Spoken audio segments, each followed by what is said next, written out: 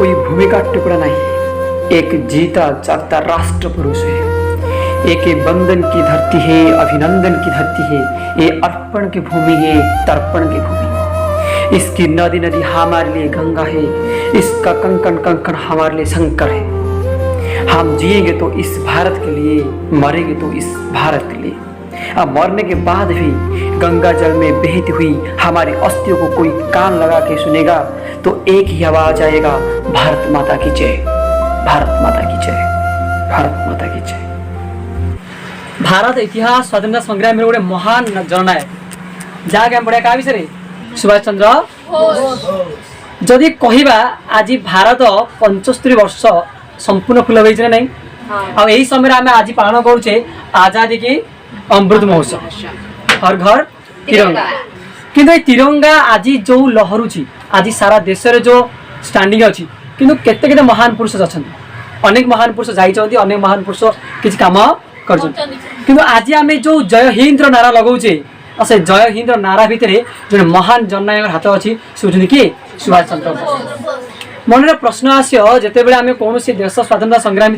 आगू जाए प्रयास करवा से एक महान नेता सर्वदा आसे जे किसी ना किसी करने और किसी उत्प्रेरक साजियापाई। आज आम जी बसीचे, आज आम जी चिंतन भावुचे, आम जी किसी करने चिंता करुचे तेज से गोटे ना आसे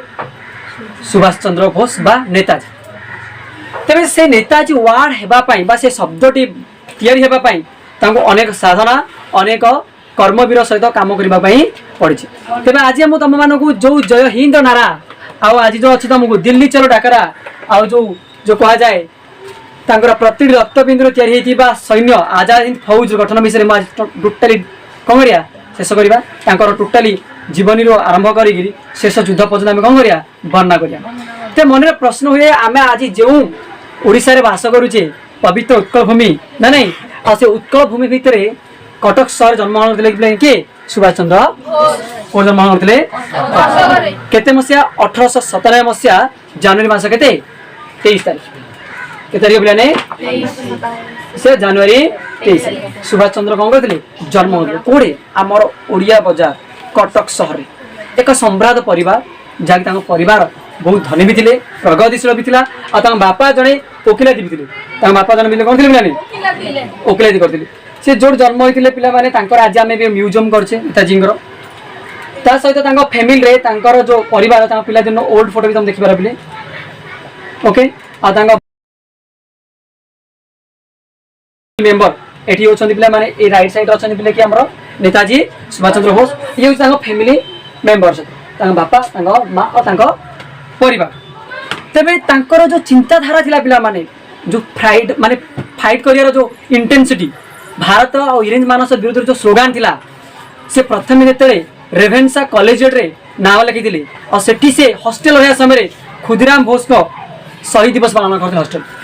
माने एते से माने गोटे देश प्रेमी थी। तापर से जिते पिला आमर कौन कले ना तांके अध्ययन करने कोलकातार आमर गोटे हूँ प्रेसिडेंट कॉलेज नाम लिखेले से समय से बहुत नुआ जिनस सहित टच आस बहुत पिला कौन आसे नुआ जिन सहित टच कौन ना से समय आमर रवींद्र ठाकुर सहित आमर आस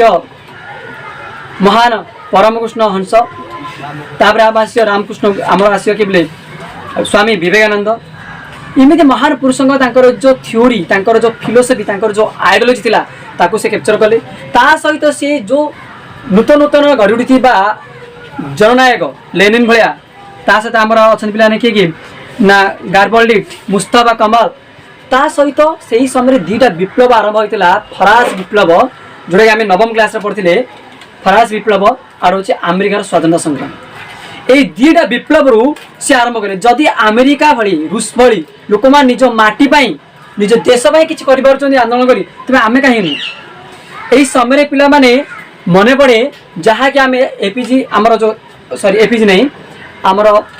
पूर्वतन प्रधानमंत्री वाजपेयी को गोटे नुआ डायलॉग जोटा कि देश मिला सी कहते भारत कोई भूमि का टुकड़ा नहीं, एक जीता जागता राष्ट्र पुरुष है। एक बंधन की धरती है, अभिनंदन की धरती है, ये अर्पण की भूमि है, तर्पण की भूमि। इसकी नदी नदी हमारे लिए गंगा है, इसका कंकण कंकण हमारे लिए शंकर है। हम जिएंगे तो इस भारत के लिए, मरेंगे तो इस भारत के लिए। अब मरने के बाद भी गंगा जल में बहती हुई हमारी अस्थियों को कोई कान लगा के सुनेगा तो एक ही आवाज आएगा, भारत माता की जय, भारत माता की जय, भारत माता की जय। अर्थात जदि आमे मरिबा जीवा सब किछ काम करिबा कहा पई भारत पे, जदि फरासी जदि अमेरिका माने जदि निज माटी पई संघर्ष करि पारिए तेबे आमे काहे नु। बाजपेयी कहले मु मला परे मध्ये भी गंगा नदी रे बहुतिबा जलराशि रे मोर अस्थि कोन कहबो, से अस्थि मध्ये कहबा भारत माता की जय। तेबे सुभाष चंद्र बोस इमितिकार आइडियोलॉजी थिले, इमु कहउतले बाजपेयी कथा, किंतु सुभाष बोस सेही समय रे फरास विप्लव अमेरिका विप्लव दुईटा नेतृत्व नेगिरी से गोटे आरंभ करते कौन विप्लवात्मक चिंताधारा, जे मु निश्चित रूपे संग्राम चलेबी और आरंभ करी एक नूतन धर चिंताधारा। से समय से जो प्रेसिडेंट कॉलेज रे आरंभ कले से समय जो आमर ब्रिटिश प्रोफेसर जड़े भारत विरोधी ब्रिटिशर जे कि वेटन तांकर उपस्थित सुभाष चंद्र बोस पूरा बोले टैलेंट पिला थे, बहुत विचक्षण थे, उपस्थित माड़ मारा गोटे प्रोफेसर क्या उपस्थित सुभाष चंद्र बोस को उपस्थित। तो कॉलेज रे गोटे प्रोफेसर यदि माड़ मारा होची निश्चित रूपे डिपार्टमेंट वाला किसी तो किसी करिए ना, जे कहीं बाड़ाला कम तदंत करा से सुभाष चंद्र बोस कौन कले पिला माने धरा पड़े। सुभाष बोस को कौन करा पिला माने ना आंकु कौन कला पिला माने आंकु पिटाई देला ना सुभाष बोस ना दोष स्वीकार कले ना किए बाड़ी ना भी कले, सेति पई तांको कौन करला बिले कॉलेज को होला बहिष्कार कर दिया गला। क्षमा न माइलो कहले मु क्षमा मागे, जदि आम देश रे आम भितरे पसी तमे अटैक करबो आम देश विरोधी प्रवचन दबो सेतर तुम जदि केही भी पिटी लेते मु कहि परिबी कि मु जानिनी मध्ये कोन प्रकार मुंड नई पाले ना आ कॉलेज को बहिष्कार कराला। आ से तापरे से कौन कले पिला माने 1919 मसिया रे आउडे माने हमर कोलकाता आउडे स्कॉट्स चर्च रे ना लिखिले और सेठी से स्नातक कले फिलोसॉफिकल आइडिया रे आ विभिन्न प्रकार मनस्तुति माने हमर साइकोलॉजिकली स्टडी रे मध्ये भी फर्स्ट क्लास रे कौन कले पास कर। सही समय पिले 1920 मसिया जले अमेरिका माने हमर से जो कोलकाता असम माने कैम्ब्रिज विश्वविद्यालय पढले बुझछ नै, कैम्ब्रिज विश्वविद्यालय गला परे ना मु तुम या पर आसबि मु तुम राजनीति विषय तुम कहूँ ना 1920 मसीहा बोले आईसीएस एग्जाम रे से क्वालिफाई कले जमी एबे आमर यूपीएससी कंडक्ट करुच्ची आईएएस ओएस को सब सर्वोच्च पद सेमती अमेरिका रे भी सिविल सर्विस आईसीएस एग्जाम कौन करता क्रैक करा पड़ता से समय 44 नंबर पास कर 4 नंबर रैंक हासिल कर पास गोटे लजिक थाए जो मु पाठ पढ़ी बालकेश्वर हाईस्कल समय से पाड़ी साथ हिस्ट्री पढ़ी इतिहास गोटे स्टोरी लाइफ स्टोरी मत कहते बढ़िया मजा स्टोरी पिला माने ना जो क्वेश्चन पचरा जो डिपार्टमेंट थाई विभिन्न प्रकार क्रॉस क्वेश्चन करते से समय सुभाष चंद्र बोस बढ़िया गोटे प्रश्न पचार अफेंड करते कहीं से इंडिया थे से प्रत्येक प्रश्न कि हरैकी मैंने काटिया प्रयास करते गोटे प्रश्न पचार मो आखि आगे गोटे घुषुरी अच्छी सुभाष मत आक्षेप कर से समय से एत टैलेंट थे बढ़िया आंसर से कहते आई एम द मिरर मुझे गोटे कौन दर्पण जदि से रेंज ऑफिसर को कहे मो घुषुरी गोटे देखुची आ सी कहते मुझे गोटे मिरर घुषुरी किए इंडायरेक्टली से अमेरिका लोक जी प्रश्न पचार जो इंग्लैंड जी थे सेठ अधिकारी माने से कौन करते पचारि जो मैंने पचार से कौन उल्टा आक्षेप कर इंडायरेक्टली आंसर दिखाते बहुत टैलेंट थे से समय ये चाकरी को परित्याग कर इंडिया को कौन कले रिटर्न कले इंडिया को भाव जड़े एत महान ज्ञान थी एत महान चतुरता थी जो नारा जो माने तार भीतर जो करेज थिला ताको गोली से आगु आसले कि भारत में किछ करिया से कौन कले 1923 मसीह पिला माने हमर जातीय Congress INS Indian national Congress रे कौन कले जोग कले आ तांकर राजनीतिक गुरु को रूपे क्या बोले ना चित्तरंजन दास को निजर राजनीतिक पॉलिटिकल गुरु पे कौन बाचे तांकर जो विचक्षण नीति आ विचक्षण जो भाषण थिला लोक मान को पूरा उत्साहित करथला उत्प्रेरक करथला से समय युवा पिला पूरा मातिले का विषय सुभाष चंद्र बोस से तांकर एक कारनाम देखिकरी 1924 मसीह कलिकतार गोटे कार्यनिर्वाही अधिकारी रूपे निर्वाचित कराला ता सहित से बंगला परिषद और कांग्रेस परिषद भितर निर्वाचित होकर कौन कले ना प्रतिनिधित्व कले तापर पे आसले 1924 1924 मसीह से कौन कले तांकर ये जो काम पाई तांको इंग्रेज माने देखले ना रे लोकटा गोटे भयंकर लोक कहलानी माने भारत नेतृत्व को बहुत स्पीडली कौन हम ये आगू को नहीं पार से सडनली कौन कले गिरफ्त कर क्या सुभाष चंद्र बोस इबारे मु निश्चित रूपे मु तंदी आजाद हिंद फौज कथा कहबी हिटलर कथा कहबी जे जड़े देश भितर देश बाहर केमी जंप करूची से जड़े नेता नुहंती जन नेतृत्व आ जड़े माने गोटे ब्रांड पिला माने कहते तांकर प्रतिटी निष्पत्ति प्रतिटी विचक्षण नीति सा देश को धरिथिला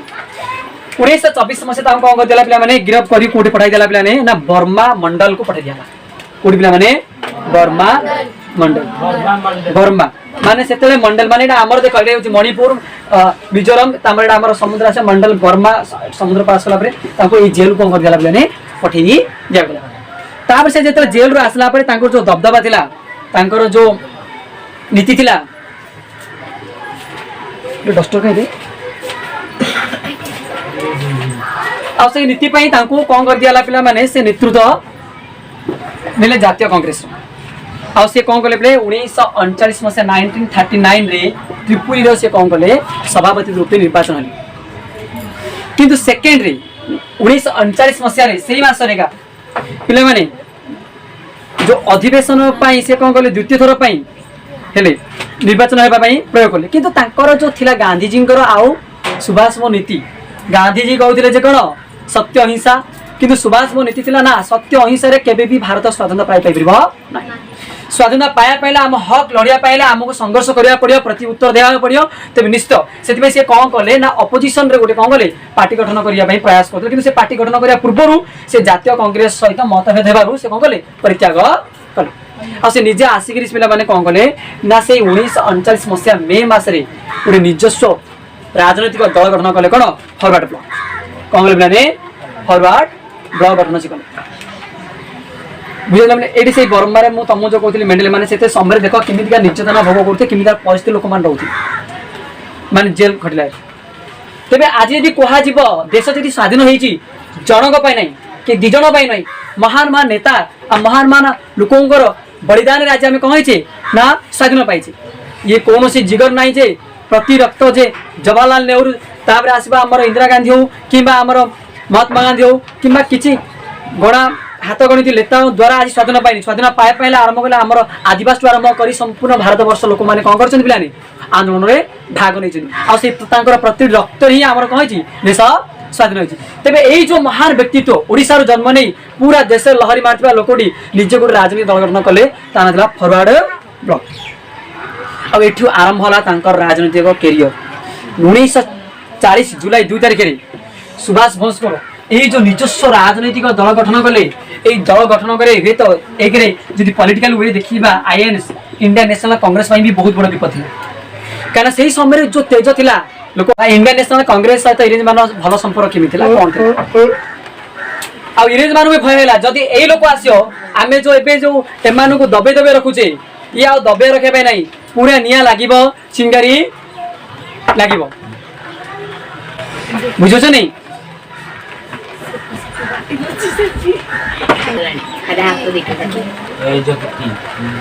तेरे इंग्रेज मान को भय है कौन है पिलाने इंग्रेज मान को भय जदि यही लोक आसो स्वाधीनता अति स्पीड मान मिल लोक मैंने रणनीति बनइबे युद्ध आरंभ करेंगे ना जिते सुभाष चंद्र बोस को नेतृत्व आसला फरवर्ड ब्लॉक गठन से समस्त को टेंशन है इंग्रेज मान भी टेंशन है आईएनएस कांग्रेस भी माने टेंशन है जदि लोक आसूची नेता लोक मैंने भी सपोर्ट करेंगे इंग्रेज मान जो अहिंसा चलता फाइटिंग अहिंसा ही पारे डायरेक्ट युद्ध में आशंका आस से यही दृष्टि देख कौन देखिए इंग्रेज कौन कले पे 1940 मसीह कौन कले पिलाने सुभाष चंद्र बोस को गिरफ्त कले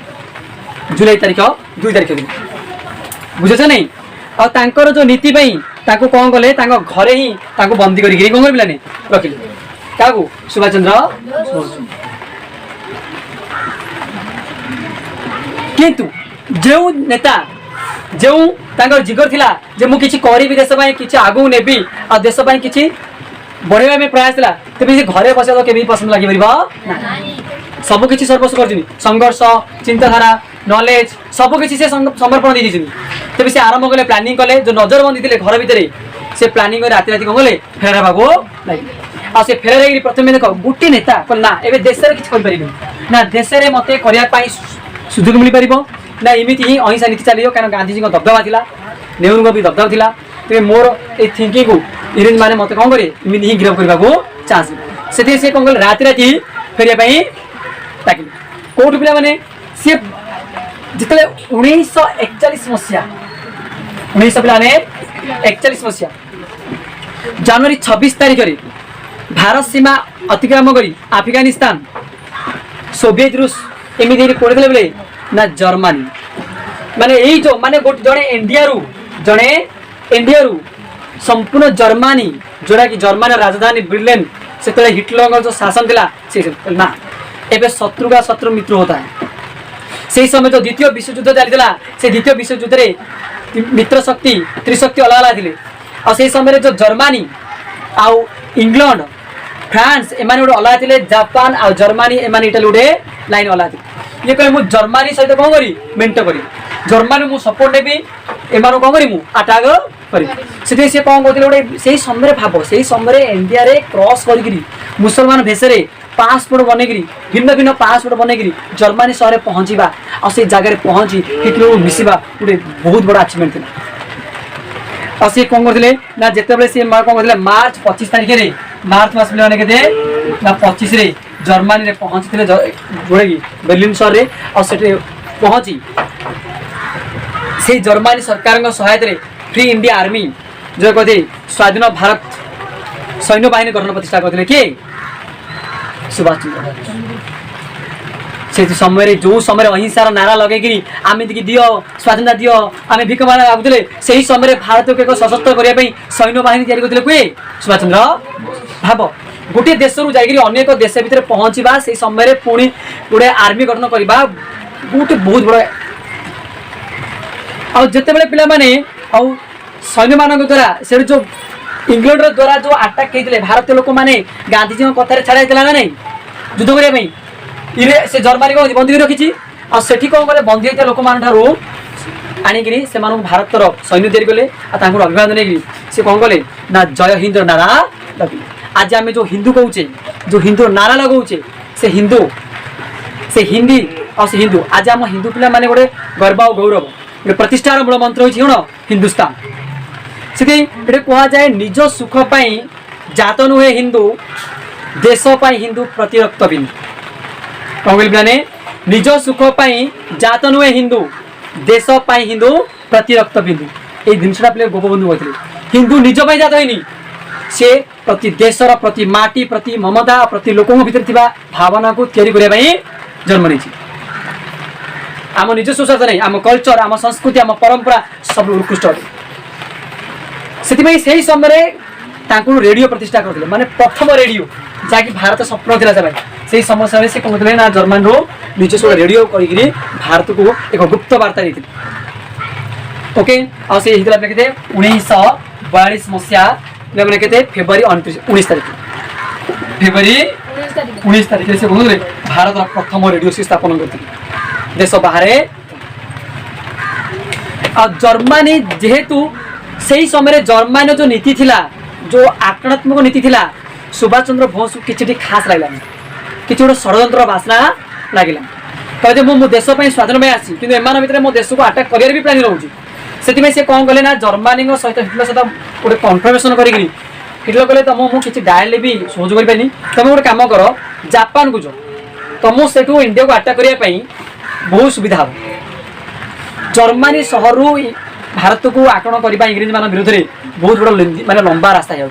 कि तुम पाखर आटाक कर तेज तुमको सुविधा हो जर्मनी सहायता गोटे पंडु भी दिगला जर्मनी किले बंदर से बाहर आरंभ करते भाई से कौन कल हिटलर सहित से मिसते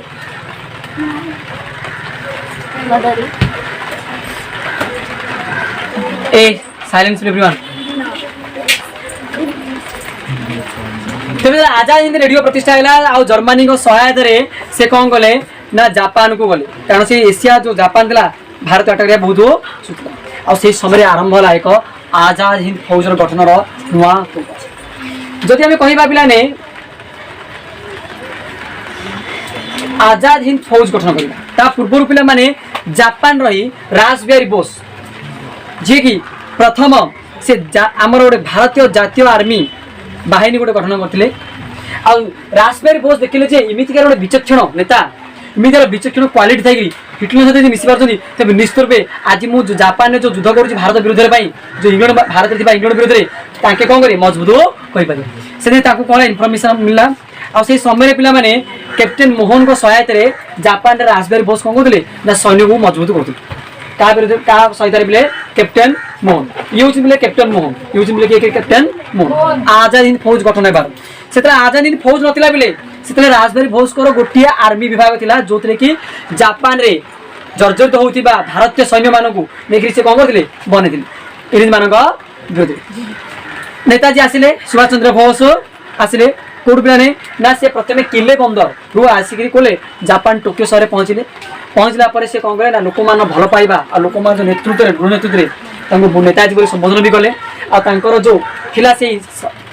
ନାଁ ପରିବର୍ତ୍ତନ କରି ସେ କ'ଣ କଲେ ଆଜାଦ ହିନ୍ଦ ଫୌଜ, ସ୍ୱାଧୀନ ଭାରତର ଯେଉଁ ସ୍ୱପ୍ନ ଦେଖିଥିବା ପ୍ରଥମ ଆର୍ମି ଗଠନ କରିଥିଲେ କିଏ ସୁଭାଷ ଚନ୍ଦ୍ର ବୋଷ। ଆଉ ସେ 1943 ମସିହା ସେ କେତେବେଳେ 1943 ମସିହା ଫେବୃଆରୀ 8 ତାରିଖରେ ବାହାରିଥିଲେ ଆଉ ଜୁନ୍ 13ରେ ପହଞ୍ଚିଥିଲେ। ଜୁନ୍ 13ରେ କ'ଣ କରିଥିଲେ ଜାପାନ ଆସିକି ପିଲାମାନେ ପହଞ୍ଚିଲେ। ସେଇ ସମୟରେ ଭାବ ସେଇ ସମୟରେ ପଣ୍ଡୁକି ବୁଢ଼ା ଜାହାଜ ଭିତରେ ଆସିକିରି କୋଉଠି ପହଞ୍ଚିବା ନା ଆମର ଯେଉଁ ଦେଖ ଏଇ ଯାତ୍ରା ଥିଲା ତାଙ୍କର ଏଇ ଛବି ତମେ ଦେଖ ପିଲାମାନେ ସେଇ ସମୟରେ ସେ କ'ଣ କଲେ ନା କିଲେ ବନ୍ଦରରୁ ବୁଢ଼ା ଜାହାଜ ବାହାରିଲେ ଆସି କୋଉଠି ପହଞ୍ଚିଲେ ନା ଜାପାନରେ ପହଞ୍ଚିଲେ। ଏଇସବୁ ବନ୍ଦୋବସ୍ତ କରିଥିଲେ କିଏ ପିଲେ ହିଟଲର, କିଏ କରିଥିଲେ ପିଲେ ହିଟଲର, ବୁଝାଗଲା ପିଲେ କିଏ କରିଥିଲେ ପିଲାମାନେ ହିଟଲର। ଏଇ ଯେ ଏଇ ସେଇ ଜାହାଜ ଯେଉଁ ଜାହାଜରେ କି ସୁଭାଷ ଚନ୍ଦ୍ର ବୋଷ କହୁଥିଲେ ବସିକିରି ସଫର କରିଥିଲେ ଜୁନ୍ 13 ତାରିଖରେ ଟୋକିଓରେ ଆସି କ'ଣ କରିଥିଲେ ପହଞ୍ଚିଥିଲେ। ଆଉ ସେଠୁ ରାସବିହାରୀ ବୋଷଙ୍କୁ ନେତୃତ୍ୱ ନେଉଥିବା ସେ ଆର୍ମି ବିଭାଗ ସେ ଦାୟିତ୍ୱ ନେଲେ। ଆଉ ସେଠୁ ଆରମ୍ଭ ହେଲା ଏକ ନୂତନ ଅଭିଯାନ, ନୂଆ ଦେଶ ଗଠନ କରିବାର ଏକ ନୂଆ ସଂକଳ୍ପ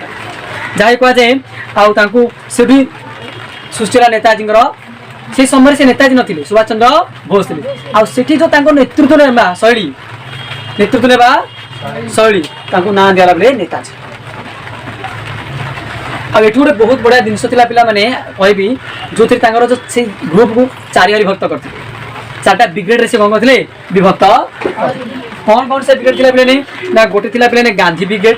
ନେହେରୁ ବ୍ରିଗେଡ, ଆଉ ଗୋଟେ ଥିଲା ପିଲାମାନେ କ'ଣ ଆଜାଦ ବ୍ରିଗେଡ, ଆଉ ଗୋଟେ ଥିଲା ରାଣୀ ଲକ୍ଷ୍ମୀବାଇ ବ୍ରିଗେଡ, ଝାନ୍ସୀ ରାଣୀ ଲକ୍ଷ୍ମୀବାଇ ବ୍ରିଗେଡ। ଏଥିରେ ଗୋଟେ ମହିଳା ବି ନେଇଥିଲେ ଲକ୍ଷ୍ମୀ ସେହଗଲ, ଯିଏକି ନେତୃତ୍ୱ ଥିଲେ। ସେ ରିସେଣ୍ଟଲି ଏବେ 2012 ମସିହାରେ ସେ ମୃତ୍ୟୁବରଣ କଲେ। କି ପିଲାମାନେ ଲକ୍ଷ୍ମୀ ସେହଗଲ। ଦେଖ ଜାପାନରେ ମିଶିବା ଜାପାନରୁ ଆସିବା ଜିନିଷ ମୁଁ ତମକୁ କହିବି ଜାପାନରେ କେମିତି କ'ଣ କଲେ। ଲକ୍ଷ୍ମୀ ସେହଗଲ ମୁଁ ଫଟୋ ଆଣିଛି ମୁଁ ଦେଖିଦେଉଛି ଟିକେ। ଇଏ ହେଉଛନ୍ତି ଲକ୍ଷ୍ମୀ ସେହଗଲ ଯିଏକି ଆଜାଦ ହିନ୍ଦ ଲେଡିଜ୍ ମାନେ ପ୍ରଥମ ମହିଳା ଯିଏକି ଆର୍ମିର ବିଭାଗରେ ଯୋଗ ଦେଇଥିଲେ ଭାରତ ସ୍ୱାଧୀନତା ସଂଗ୍ରାମ। ଏବେ ରିସେଣ୍ଟଲି 2012 ମସିହାରେ ସେ କ'ଣ କଲେ ମୃତ୍ୟୁବରଣ କଲେ। ଆଉ ପଦ୍ମଭୂଷଣ ମଧ୍ୟ ବି ଆୱାର୍ଡ ଆମେ ମିଳିଛି। ଭାବ ସେହି ସମୟରେ ଜାପାନ ରହି ଯୁଦ୍ଧ ତିଆରି କରିବା, ଯୁଦ୍ଧ ସଂଗ୍ରାମ ତିଆରି କରିବା, ଝିଅମାନଙ୍କୁ ଭାଗ ନେବା, ଭାବ କେତେ ବଡ଼ ସଫଳତା। କିନ୍ତୁ ଆଜି ଆମେ ଯଦି ମନେ ରଖୁଛେ କାହାକୁ ଗାନ୍ଧୀ ପରିବାର ହିଁ ମନେ ରଖୁଛେ, ନା କିଏ ସୁଭାଷ ଚନ୍ଦ୍ର ବୋଷ ଥିଲେ ବୋଲି ଆମେ ମନେ ରଖୁଛେ, ନା ଲକ୍ଷ୍ମଣ ନାୟକ ମନେ ରଖୁଛେ, ନା ଆଦିବାସୀ ସମ୍ପ୍ରଦାୟରେ ଜନ୍ମ ନେଇ ସ୍ୱାଧୀନତା ସଂଗ୍ରାମରେ ଝାଂସୁଥିବା ଅନେକ ଲୋକମାନେ ବିର୍ସା ମୁଣ୍ଡା ମନେ ରଖୁଛେ, ନା ଆମର ପାଇକ ବିଦ୍ରୋହ ମନେ ରଖୁଛେ, କିଛି ନାହିଁ। ଦେଶର ସ୍ୱାଧୀନତା ଏମାନ ରକ୍ତ ବିନ୍ଦୁରୁ ହିଁ ଆରମ୍ଭ ହେଇଥିଲା। ଇଏ ଲକ୍ଷ୍ମୀ ସେହଗଲ ପିଲାମାନେ ତାଙ୍କୁ ଏବେ ଆମର ଯେଉଁ ଗାନ୍ଧୀଜୀ ଆସିଲେ ସେଠି ନେତୃତ୍ୱ ନେଲେ ହେଉଛନ୍ତି ଲକ୍ଷ୍ମୀ ସେହଗଲ ହେଲା। ତାଙ୍କର ହେଉଛି ଫେସ୍ ଏବେ 2012 ମସିହାରେ ମନେ ଦେଖିଲେ ସମସ୍ତେ ପିଲେ ବାସ୍। କିନ୍ତୁ ଆର୍ମି ଗଠନ ତିଆରି ହେଇଗଲା, ପାୱାର ବି ମିଳିଗଲା, ସରକାର ଗଠନ କରିବା। এই ସରକାର ଗଠନ କରିବା ପାଇଁ ଜାପାନ, ଜର୍ମାନୀ, ଚୀନ, ମିଆଁମାର ତା ସହିତ ଆସିବେ ଥାଇଲାଣ୍ଡ, ଏମାନେ ସମସ୍ତେ ସ୍ୱୀକୃତି ଦେଇଥିଲେ। ସମସ୍ତେ କ'ଣ କଲେ ସ୍ୱୀକୃତି ଦେଲେ ଯେ ହଁ ତମେ ଏକ ସ୍ୱତନ୍ତ୍ର ଦେଶ ଗଠନ କର। ଆଉ এই ସ୍ୱତନ୍ତ୍ର ଗଠନ କରିବା ପାଇଁ ତାଙ୍କର ଯେଉଁ ମୁଖ୍ୟ ଲକ୍ଷ୍ୟ ଥିଲା ଦେଶର ସ୍ୱାଧୀନତା ହେଉଛି ଦିଲ୍ଲୀ ଚାଲ। କମିଲାନେ ଦିଲ୍ଲୀ ଚାଲ, ସେ ସେଠୁ ଆରମ୍ଭ କଲେ ଦିଲ୍ଲୀ ଚାଲ ଡାକରା।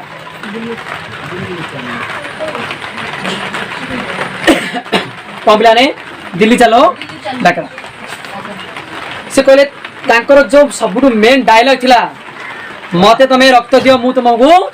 ସ୍ୱାଧୀନ ଦେବି। ଆଉ ତାଙ୍କର ଏଇ ଯେଉଁ ଥିମ୍, ତାଙ୍କର ଏଇ ଯେଉଁ ଡାଇଲଗ ସାରା ଦେଶକୁ ଚକିତ କରୁଥିଲା। ଯଦି ସ୍ୱାଧୀନର ପଥ ହେଉଛି ରକ୍ତର ପଥ, संघर्ष करिया पड़ियो बलिदान देबाकू पड़ियो बिना बलिदान बिना संघर्ष रे केबे भी स्वतंत्र आगु आस परिबो से दिल्ली चलो डाकर देके आरंभ करथिले किंतु दिल्ली चलो डाकर देया पूर्व जो भारत अभियान पूर्व से कौन करथिले पिलाने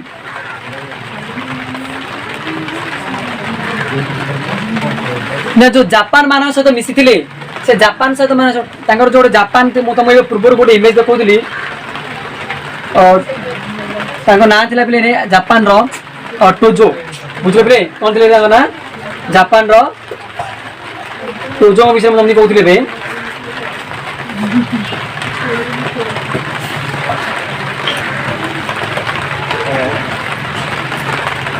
ये हूँ जापान टोजो से समय प्रधानमंत्री से थे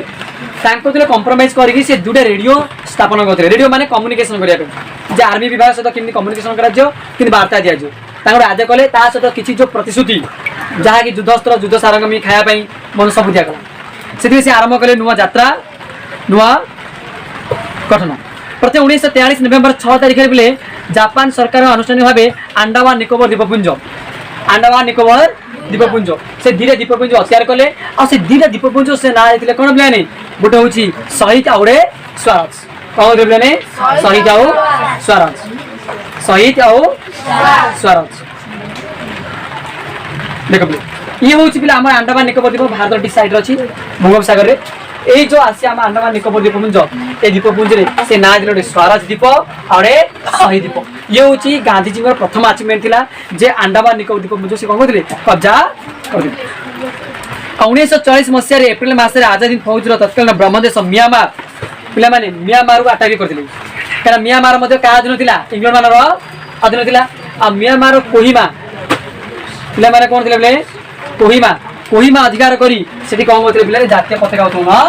करथिले आ देशर प्रथम आरंभ होइथिला तापर थिला मणिपुर राज्य प्रवेश करी कोहिमा दखल म्यांमार आ ब्रह्मदेश म्यांमार पारी होइकरी मणिपुर थिले मणिपुर कोहिमा पुर पिला नै मणिपुर कोहिमा ये देखो पिला माने ये देखो कोहिमा इट अछि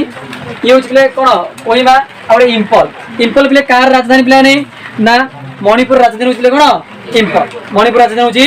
इंफॉल ए इंफॉल रे मध्ये भी कब्जा करे प्रयास थिला किंतु ठीक सेती समय रे एई समय देखो कनाडा पहाड़ अछि एडी पहाड़ पे चढ़ी फाइटिंग करबा बहुत डिफिकल्ट कम्युनिकेशन ठीक रहिलानी वर्षा प्रबल लाग रहिला आ जहाँ तरह कि सैन्य मानू भल भाव खाद्य पहुँच पारानी कि ठीक कनेक्शन भी रही पाला ठीक से समय जापान उपरे दुईटा बम पड़ जाइए ना नहीं परमाणु बम्बा आ से समय विश्वयुद्ध को सी ओढ़ी जाए द्वितीय विश्वयुद्ध जापान परास्त यही समय वर्षा आउ रेडियो कम्युनिकेशन ठीक है खाद्य ना ये समय बेले कहला भी नहीं ना सब ठप हारासमेंट हो जापान निजर जो सहयोग होता से सहयोग हरदेला कहला मुझे तुमको सहयोग करी कारण मोर तो अवस्था सूचना मुझे तुमको कौन सहयोग करी जदि निज घर पड़ जाऊँगी अन्य घर कि सजाड़ी पार कि जदि सजाड़ी पारनी एक्जाक्टली तेरे से मुहूर्त में गांधी आमर सुभाष चंद्र बोस बहुत बड़ अपरचुनिटी हर जे विजय को आगू को आसिया पूर्व कौन हो हाथ छड़ा हो जाए से कहला पिला माने आठू कहला पिले पतन आरंभ है आजाद हिंद फौजर 1945 मसीहा सेप्टेम्बर मासरे कौन गला ना ना आजाद हिंद फौजर 3 सेनाध्यक्ष को गिरफ्त कर दिया गला का सहित इंग्लैंड सैन्य बाहिनी